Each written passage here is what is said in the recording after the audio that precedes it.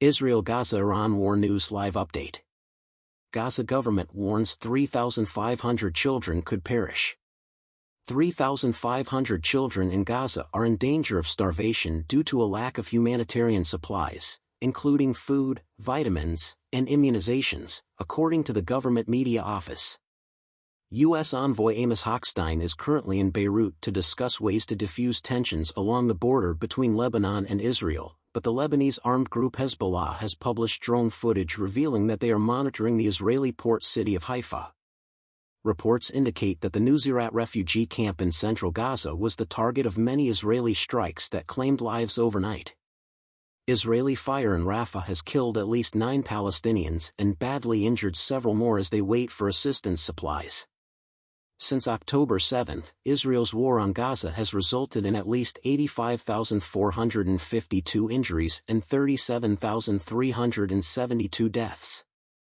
The updated number of casualties in Israel due to the strikes spearheaded by Hamas is 1,139, with many more still incarcerated in Gaza. Israeli bombs in Gaza City kill and hurt multiple people. Israeli bombers reportedly killed and injured multiple individuals at a home in the Sheikh Radwan neighborhood, north of Gaza City, where the Abu Safia family resides. This information comes from our Arabic-language colleagues at Al Jazeera.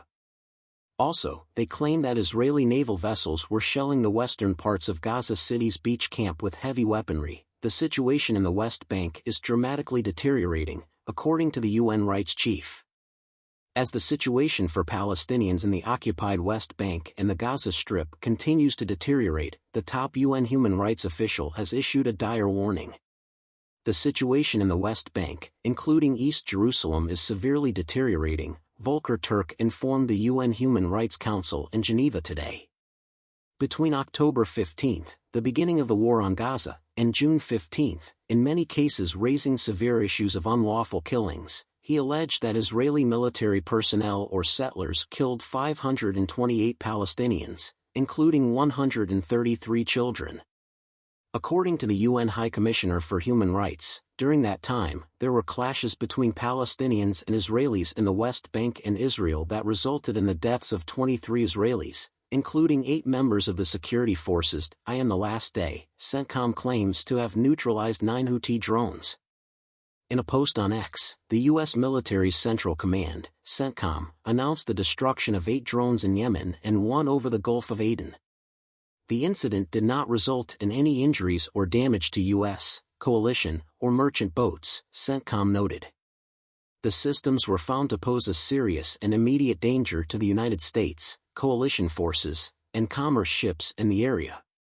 Following last week's attack by the Houthis, the Tudor, a ship belonging to the United Kingdom, sank in the Red Sea, according to the Maritime Trade Operations Agency. The military superiority of Israel over Hezbollah and Hamas has changed. According to Rami Khoury, Hezbollah is sending a message that its capabilities continue to expand, get more sophisticated, and more able to penetrate through Israeli defense systems by releasing a surveillance film of Haifa in Israel.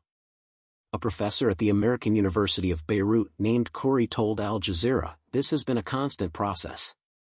He went on to say that the same thing was happening with Hamas.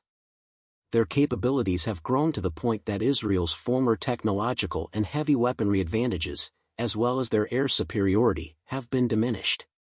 Despite killing tens of thousands of Palestinians, Israeli troops have failed to destroy Hamas's potential to continue fighting in Gaza, he added, demonstrating the implications of this.